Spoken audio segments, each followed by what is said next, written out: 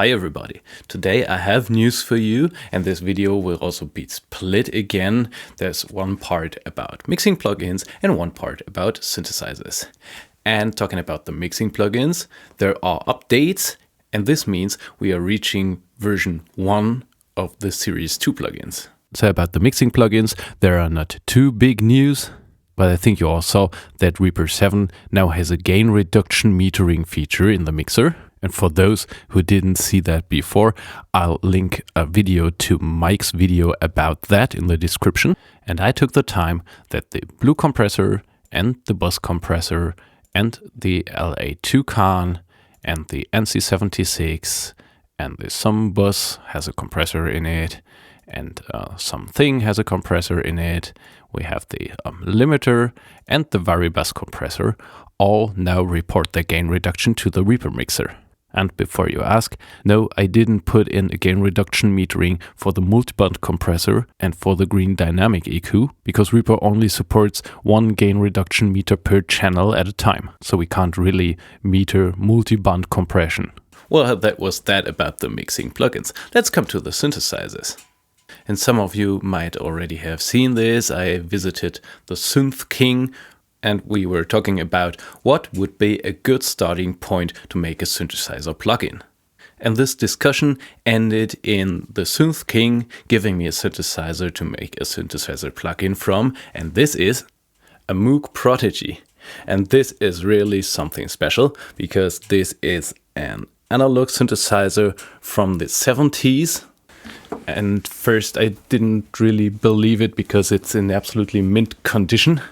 Let's first have a look at this beautiful synthesizer before we come to the plugin. So here we see the Moog Prodigy, and this is a mono synthesizer, and although it outputs only one mono signal, this is not why it's called a mono synthesizer. It's called a mono synthesizer because you can't play chords. You can only play one note at a time. So when I play a note and then I play a second note, this is what happens. And this brings me to the first feature of that synthesizer, and this is the glide knob. So when I turn it up, it glides longer.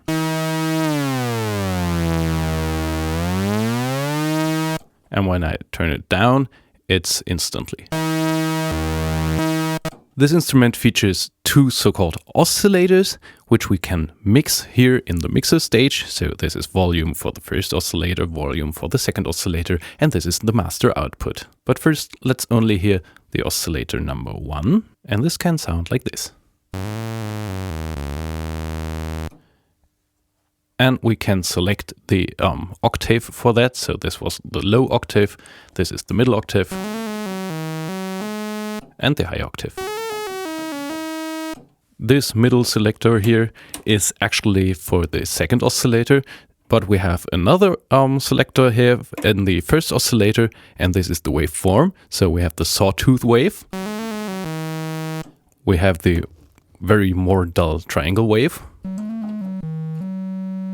and we have a square with a pulse width. Now let's hear the second oscillator. So we turn that up and the oscillator 1 down.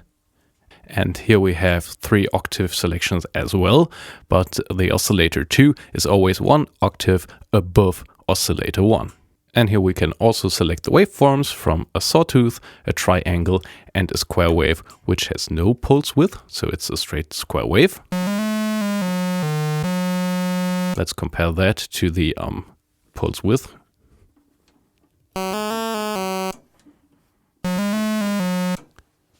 And I think you all heard that these two oscillators are not in the same pitch. So this is the knob for the pitch of the second oscillator. So we would turn up oscillator 1 and tune oscillator 2.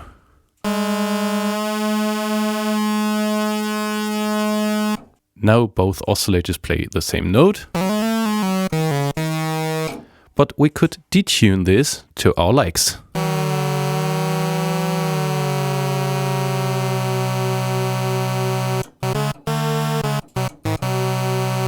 And this brings us to this knob above here, and this is the so-called sync knob. And I try to briefly explain that, which means that every time oscillator 1 completes a cycle of his waveform, oscillator 2 will be reset to the start point of the cycle of its waveform, no matter of the detuning. And this can produce quite interesting sounds. So let's only hear the oscillator 2 with that sync mode.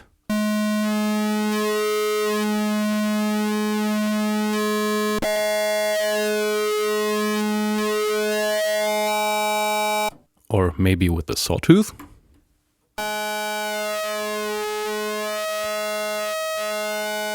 And now we can mix that with the sawtooth of oscillator number 1.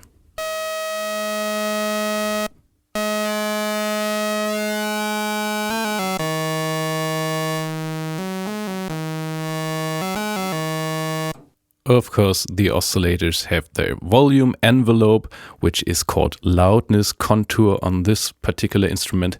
So we could turn up the attack so it fades in.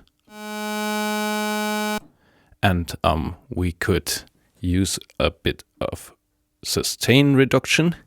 And now this knob here is interesting. It's called decay/release, which means I turn that up.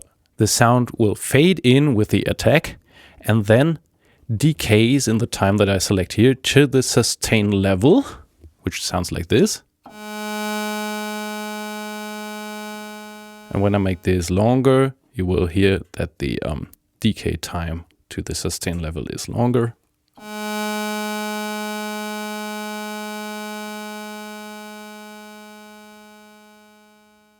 And we're getting a long release time because this knob controls the decay and the release together. And you can only select if you have release or if you don't have release at all. And now, of course, Moog synthesizers are very famous for this so-called ladder filter. So we can filter out some frequencies. Let's do that.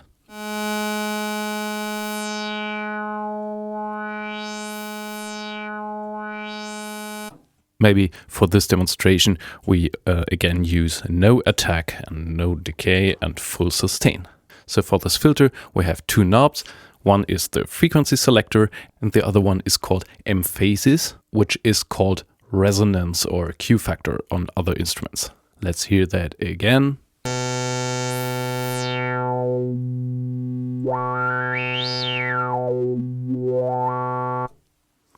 Maybe with a lower pitch.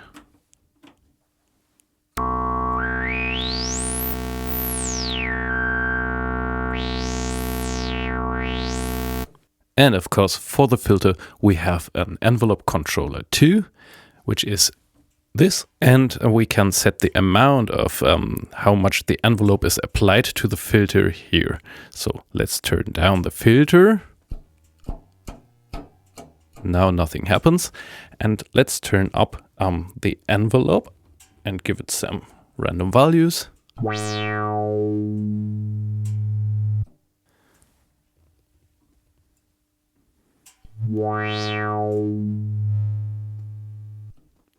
Or even very slow rising filters.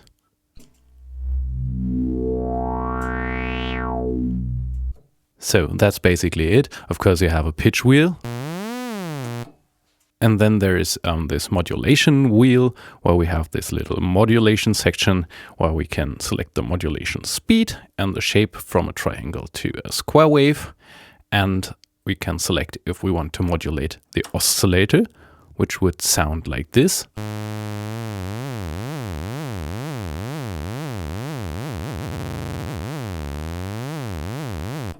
Or if we want to modulate the filter, which could sound a bit like this.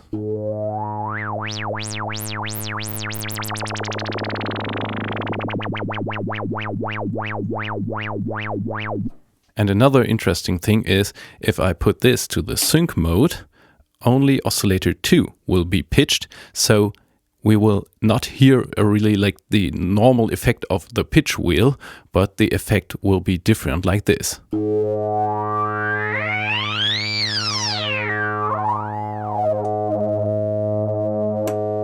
But this instrument has one interesting thing more. And this is if I turn down both of the oscillators, we would expect no sound, what it is doing. And when I turn up this filter emphasis, it begins to self-oscillate. And I don't know if we can see that in the video. It stands here, self-oscillate.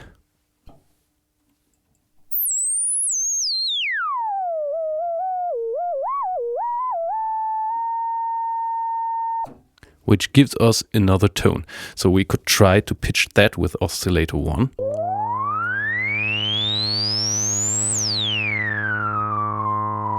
Oh, we're having contour on.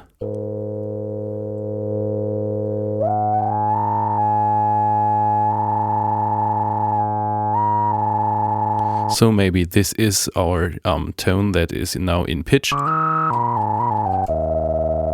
Now we could try to only use this self-oscillating filter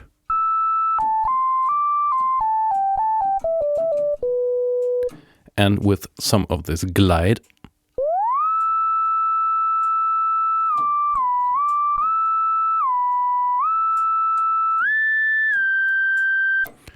Reminds me of early 90s hip-hop. So okay, let's see the plugin. So this is the TUKAN Prodigy. And for all who know a Prodigy, this might look familiar. So let's hear how it can sound.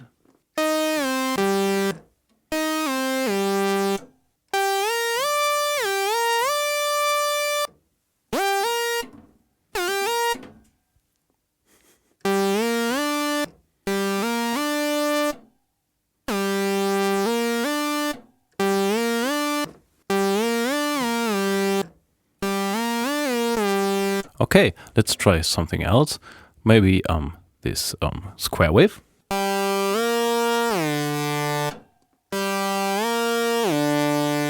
So we hear the software and the hardware are close. They're of course not the same, but maybe with a bit of more carefully turning knobs on the hardware, they could even be closer. So, well, what should I say? We saw all the knobs on the hardware synthesizer. And of course we can hear how it sounds, so let's do a sync sound. And let's change the octave. And let's change the oscillator shape. And maybe we want to hear that nice filter here.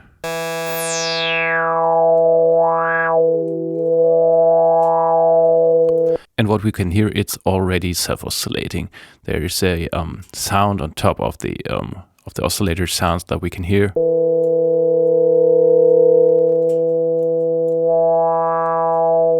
And yes, of course, we have all these attack and decay release combination and sustain things here. And the filter contour amount.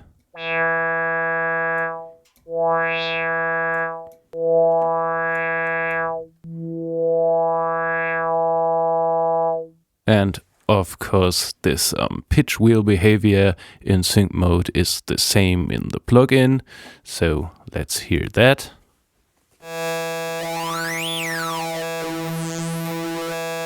And of course, we have the same modulation settings here. So we can modulate the oscillator.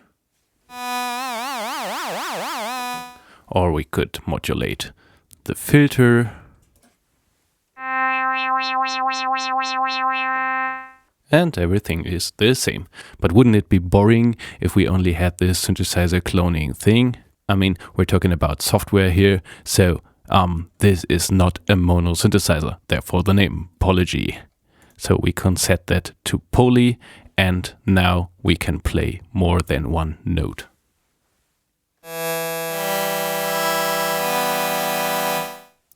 Of course, now the glide knob has no function. But even in mono mode and also in poly mode, you can have all kinds of sounds from this plugin. So maybe a nice fat bass synthesizer.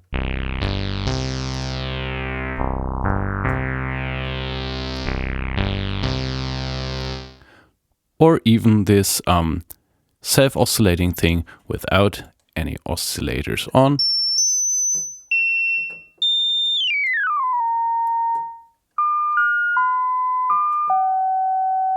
But this is only the Prodigy functionality in poly mode.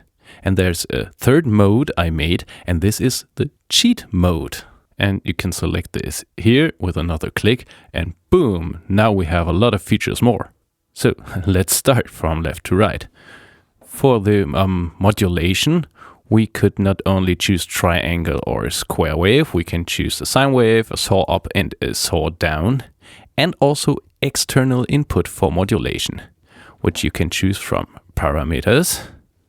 And we could, for example, use parameter modulation link.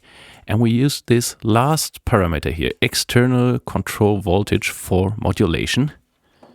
And maybe we choose an LFO, and we'll see what happens when I now say, okay, I want to modulate the oscillators.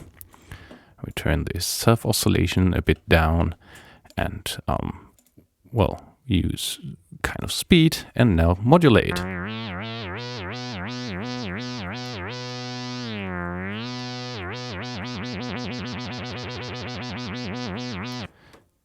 So you see, you can modulate with every kind of input to the slider that you have. Maybe from the TUKAN blacklight modulation or even from Shaper Box. So we had the shape and the external setting. Let's put that back to triangle maybe. And we can choose the mod rate here, right on that dial. But we could also click here and set that to the project tempo. So maybe on 8th note. Or on quarters. And of course, we could set that straight or on triplets or dotted. And then we have this thing we also had in blacklight modulation and in the amp simulations, so that the position of the modulation LFO is synchronized to the project position. So we can turn that up here, and we turn up the offset of the phase of the LFO for the starting position. And as we turn that up, we are now synced to the playback position. And if you don't want any offset, well, you can choose 360 degrees, of course. And while we're talking about modulation, we're controlling that with the modulation wheel. So we have the modulation wheel sensitivity here, which is now set to 100%, which sounds like this.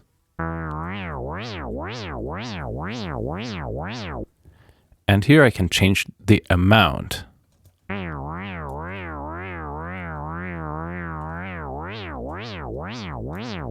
And here on the left side, I can set the range for the pitch wheel, which is now set to 1 octave, but you can change that here. And here's another feature that the original hardware doesn't have. We can choose that we can control the modulation for the oscillators maybe with aftertouch from the keyboard. So the harder I press the key, the more it will modulate. And of course, same for the filter. And oh yeah, filter, of course. Here we can choose how many decibels per octave we want to filter. By default and in the original unit, it's 24 dB per octave, but you can choose whatever you like from this menu. And if you want to have high resonance in your filter, but you don't want this self-oscillation, you can switch that off here. Well, and of course, I gave this envelope an additional release knob. So in cheat mode, we don't have to have this double knob for decay and release. So we have a standard attack, decay, sustain, release, ADSR. And in cheat mode, we can also use poly or mono, which gives us the glide back.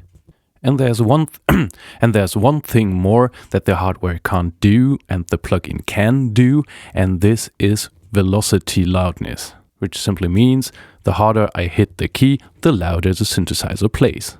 But of course I know that there are so many different keyboards out there and so many different keyboard players that we want to adjust this. So we have a velocity compressor here, where we can set a ratio and we can choose the threshold, and maybe we want to give it an offset, and everything over the top will be full velocity then. and we can give it a factor. Let me turn that down here so you can see what happens. And with this velocity compressor, you can adjust this to your playing. And then there are two last things.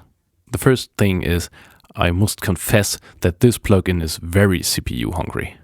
So my new computer here in the studio can easily handle that, but my 13-year-old laptop had some struggles. But don't worry, I already have ideas how to improve the code so it's not that CPU hungry, but it will always be CPU hungry. And the last thing is, I didn't have time to make presets. I have big plans for December, and I hope you will all love that. And that takes all my time, so I didn't have time to make presets. So here's a challenge for you. Of course, the plugin is free. You download it, you install it, and you make your own presets, and then you share them somehow. Maybe in the Reaper stash, maybe on some other ways on Discord or other ways like sharing platforms, and link that in the description of the video or whatever. And what I ambitiously like to see is that we have 100 preset for this synthesizer this month. Because, as I just said, for next month, a new project starts on the channel. Okay, that's it for today. I hope you have fun with the plugins, and bye-bye.